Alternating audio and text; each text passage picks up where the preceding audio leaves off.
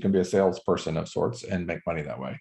You can use your time and talents to serve other people. Lots of service opportunities out there to do. And then you could own a solution, or you could own the business, and your business can make you money.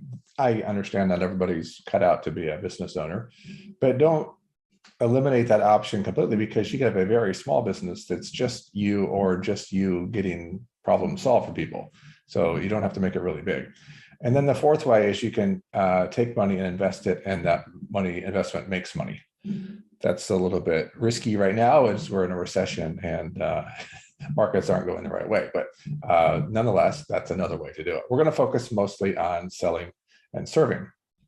But to personalize it, it's really important that you start off by answering these three questions for yourself. What is it you have? Because a lot of people focus on what they don't have and not what they have. We have far more than we think we do. So start with what you have. And then what is it you want? Sadly, most people spend most of their career solving, helping somebody else accomplish their goals. But now at this stage of life, you get to kind of think of, what do I want? What do I want to do? How do I want to spend my time? What do I want to do with my money? Those are kind of your personal, it's your chance to kind of think that way. And then the third part, after you know what you have and what you want, then you put together a strategy to get from where you are to where you want to be. All right, so what is it you have? Yes, we all have the same amount of time. It's the one resource that is equal to everyone. No one has more or less. You can't buy, sell, trade, save it. You can only waste it or use it wisely. That's really all you can do with time. And some of you, though, are retired and you have more time. Some of you are still working, but you want to do something on the side, so you have a little bit of time to spend on this. Some of you are taking care of other people, so that limits how much time you have to do something for yourself. But knowing what you have time-wise is important to rightly set expectations for how much time you can put into making some more money. You have experience. That's the one thing about being older is great. I'm an anti-aging guy, so I really don't like anybody who uses age as a negative thing. I think age has more positives than negatives. The one thing that having 8 more days and years on this planet of other people is that we have more experience, which means we have hopefully more wisdom as well. And that experience has a value to help other people. We have stuff. We live in this country, we got a stuff problem. We got too much stuff. In fact, I teach a whole class on how to get rid of your stuff by selling it online. That's a fun class to take if you have a chance. But you have stuff, you could start there. That's kind of the low-lying fruit. You could sell some stuff and make some money. We have relationships. That's another advantage of being older, is that we hopefully have done well with our relationships, and we have built up some social equity with people, not to take advantage of them, but to work in cooperation with them to help further ideas, career opportunities that way. You have knowledge because we all have knowledge from our time on Earth, interests and passions. You have enough technology. The fact that you're even in this class means you have enough technology to do some work from home using technology, which is great as we get older and don't want to go to a physical place to work anymore. It's really great to be able to work from home if you want to do that. And then family and friends, that's another piece that you have that hopefully should be there to support you along the way. So focus on what you have, not what you don't have, but leverage what you have to help you move forward. And then what is it you want? Again, do you have too much time and you're bored and you need to fill up time? Or is do you want to make some more money to spend time doing something else? Again, your time as part of this again. Do you want to experience new things, meet new people?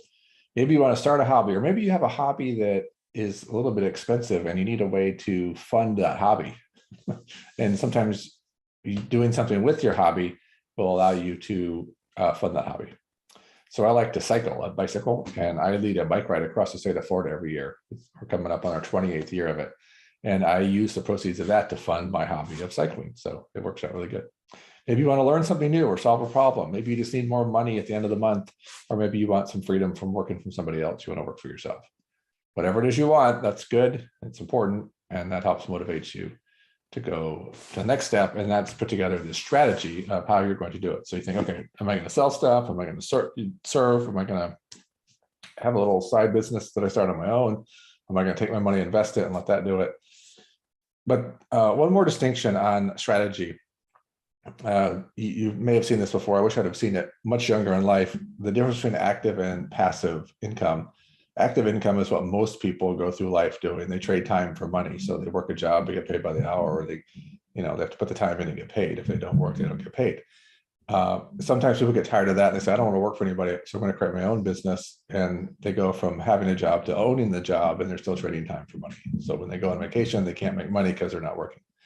The other side of this equation is the passive income, where as a business owner, you don't have to do the work. You have the solution to solve people's problems, and you outsource the workers or the solution, and you make the money and it just comes to you. Or your investment, if you had invested in a house and you rented it out, you're not putting time in. You occasionally have to put time in, but yeah, you get a monthly rent check every month that way. So the investment keeps working for you that way. So different options, different ways to go about this. Any questions or comments yet? I'll pause there for a minute.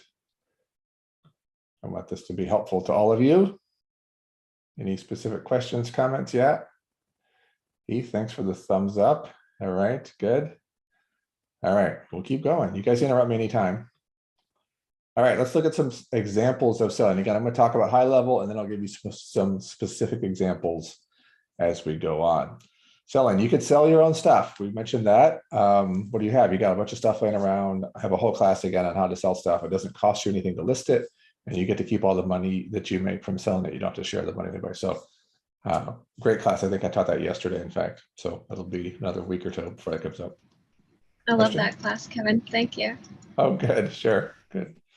Thanks for the endorsement. Yes.